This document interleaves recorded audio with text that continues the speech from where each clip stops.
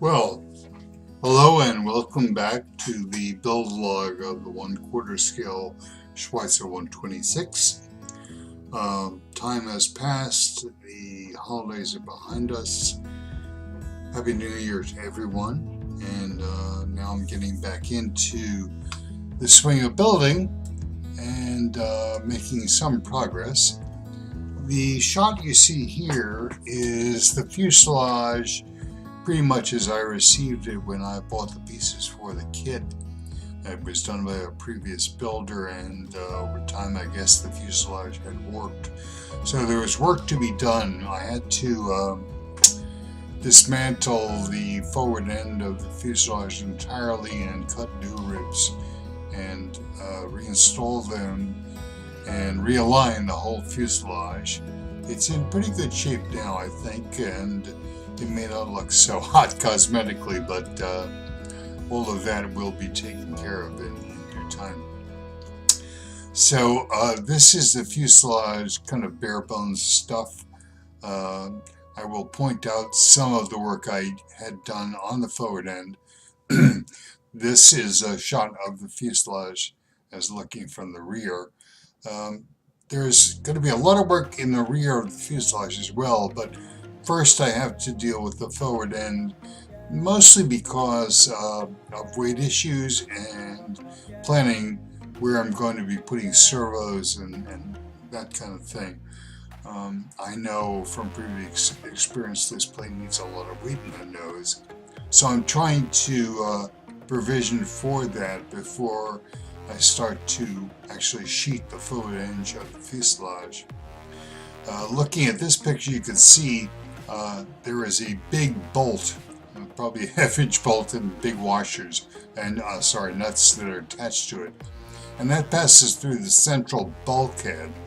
And this is to add the initial weight to the plane. I suspect more will be necessary, and I've made provision for that.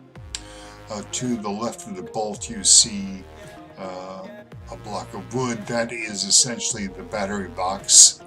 Again, I'm positioning the battery as far forward as I can to move as much weight up to the nose as possible. This next shot is the same thing. You can see it's now shot from the underside of the fuselage. I think the previous one was top down. I'm not sure. Anyhow, again, the same kind of arrangement where the bolt is more visible. You can see those big nuts to add weight, and it's going to be needed. In fact, I might need a lot more. I'm not yet sure. And the only way I'll know that is once I essentially finish the plane and put it up on a string and see how it balances.